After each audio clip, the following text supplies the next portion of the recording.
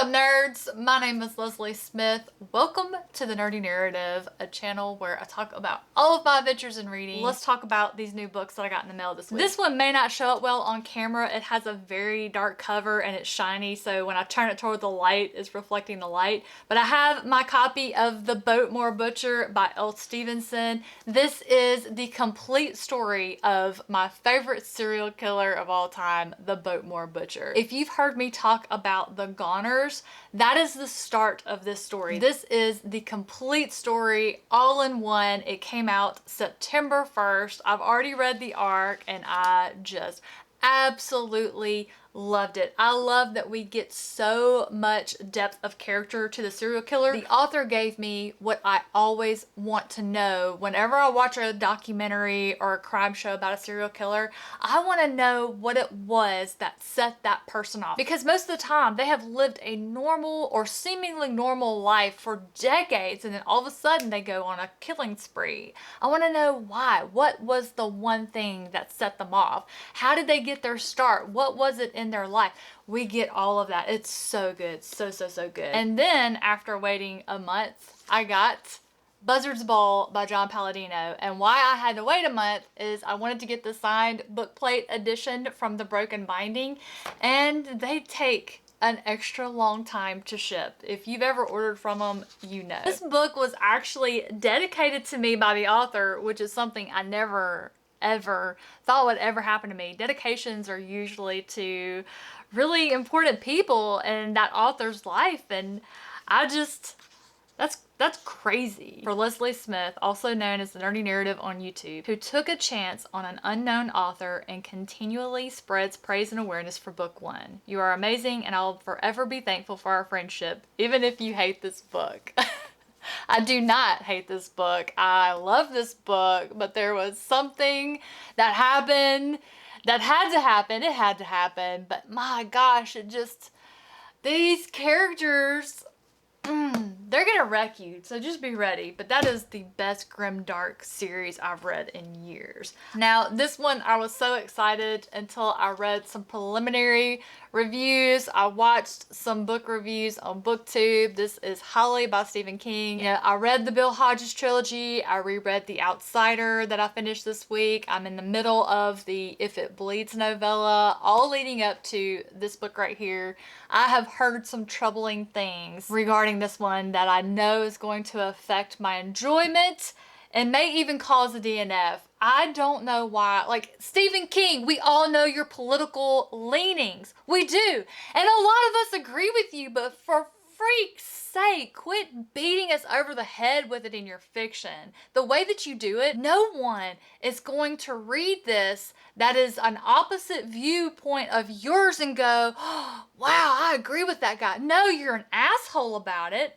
So what do you think happens? They're like, I'm not gonna read that guy anymore. You know, we'll just have to wait and let me read it and we'll find out. Then a complete surprise that was on my doorstep this morning when I woke up, I got Wish Givers and Insiders by Shannon Knight. Let me show you these covers up close. So this one is a slow build, destroy your enemies fantasy featuring tattoo magic. You know I am all about that. And it's on a tropical island setting. Now, Insiders, let me get this one lined up. My goodness, these covers are amazing.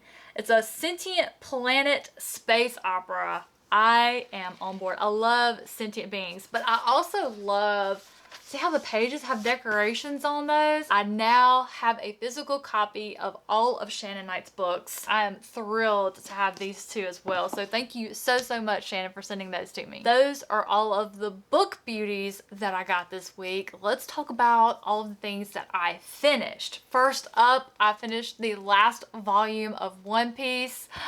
I cried. This was the one I have been waiting the last 22 volumes to get through. It is one of my favorite things that happens in One Piece. And yes, I've been watching the live action and it is just absolutely wonderful. It is so faithful to the core of this story. Yeah, they made some changes. Yeah, they shortcut through some material, but the core story was not touched. It was enhanced. They have done phenomenal. The casting is perfect. My husband has been having the best time watching it, and last night I was pulling out my manga issues to show him what the characters, what they look like drawn, so he could see just how well the producers of that show did making those characters look like the ones that inspired their characters. So loving all of that. I just cannot get enough. I honestly could not be more pleased with the show, and judging from the success that it's had, I feel we are going to get many more seasons, and I am just absolutely thrilled. I also finished reading The Words of Kings and Prophets by Shauna Lawless.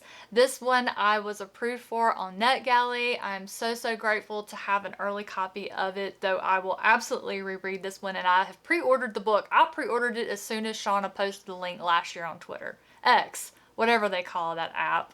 Because it's the second book in the series, which the first book is called The Children of Gods and Fighting Men. I will link my review for that one. It's a historical Irish fantasy. It's Vikings. They're fighting Irishmen. All of the scheming between kings and the church of wanting power and wanting more power. Kings who want to be crowned high kings. All these plots and betrayal, murder, revenge, love, magic, folklore. It is just absolutely wonderful. If you've read the first book and you fell in love with either Gormla or Fodla, they return. Their stories are even better, and I really feel that I understood the character of Gormla. We get a lot more insight to what makes her tick in book 2, and I felt my heart just thawing towards her a little bit.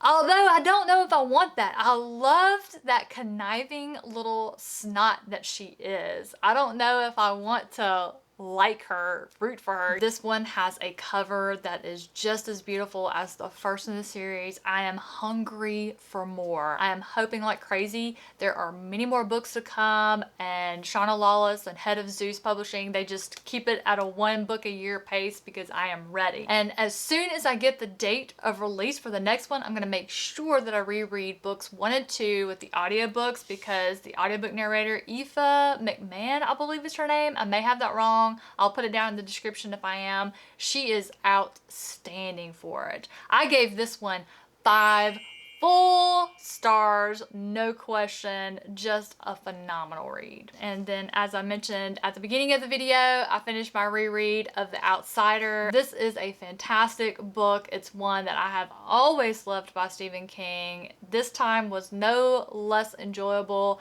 I did do this one strictly audio. Will Patton is the narrator. And I also found out that Will Patton is not the narrator for the new Holly book. He narrated every other book Holly's ever been in. Like, they just really dropped the ball on that, in my opinion. But I'm so glad that I saw some reviewers talk about it, because I was just going to straight blow my Audible credits so I could immersion read. I will not be doing that now. That's all I actually finished this week. Now we can slide into what I am currently reading. Continuing down the Stephen King vein, I'm in the middle of the Holly novella that's included in this collection called If It Bleeds. I forgot how good this novella is. It might be my favorite of... No. The very first book where we meet the character of Holly Gibney is in Mr. Mercedes, and seeing what her and another character, how that character brings her out of her shell, and just... yeah, Mr. Mercedes is going to be my favorite Holly. But her arc over those 3 books, and The Outsider, and then in If It Bleeds, is just a phenomenal. Stephen King can write some amazing, unforgettable characters. So I'm halfway through that novella. I'll have that finished tonight or by tomorrow at the latest.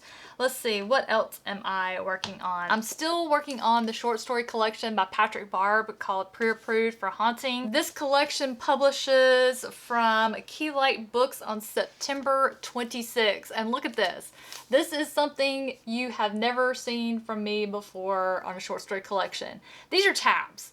I have tabs. I have multiple tabs. Normally, if I mark something in a short story, it's a quote.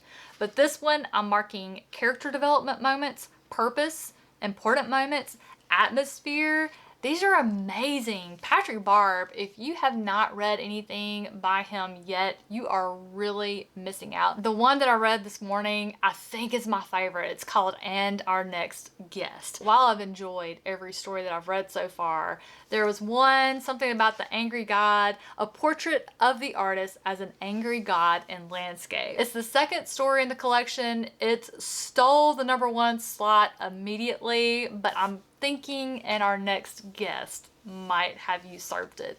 It's so good. Oh wait, no, I take that back. I read another one this morning called I Will Not Read Your Haunted Manuscript, or is it I Will Not Read Your Haunted Script? I Will Not Read Your Haunted Script. That one I think is my favorite. It's a screenwriter who opens the door. Apparently someone has shown up, somehow found where the guy lives and wants him to read their screenplay. And he's like, I'm not reading that. And come to find out, he had written one that was very popular. It started this slasher franchise, but everybody that had been involved was dead except for the screenwriter by now. And he got this reputation of being haunted, and it's so good. I can't recommend this collection enough. If you're someone who looks for just a little bite-sized horror to read in the fall months, or just October in particular, and you just want a little something, but you don't want like a whole novel about a scary story, I cannot recommend this one enough. The novella, If It Bleeds, I actually checked out the audiobook from my library, so I'm listening to that one. So my physical read is the arc for Josiah Bancroft's upcoming release called The Hexologists. This is a book that I can only read when all engines are firing in my brain. I can't just roll out of bed and read it. I can't read it an hour before bed when I'm sleepy. I need to be alert because there's a lot of information.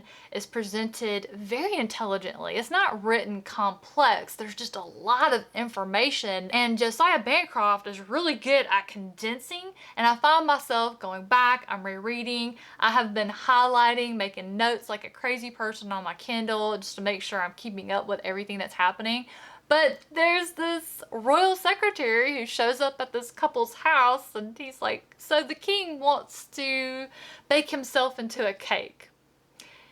Yeah, that line alone had me making sure I was going to complete chapter 1 before I could do anything else to find out why this king wanted to have himself baked into a cake. Like, he has been caught trying to climb into an oven to bake himself. I'm sure you fantasy readers already have this one pre-ordered. It's on your TBRs, but if you just kind of thought, I'll wait and listen to people talk about it before I get this one on my TBR, you really should get it on your TBR. It's a really fun fantasy read with this little married couple that are the main characters, which is something new to me. I don't recall reading a whole lot of books in this type of setting that are couples, so I think that's going to make it stand out from the crowd. So I'm excited to keep continuing on with that one, and I will update you all more on that one next week. That takes care of all my current reads. Now we can slide into what am I going to pick up next? Well, of course, we've already talked about this one all throughout this video.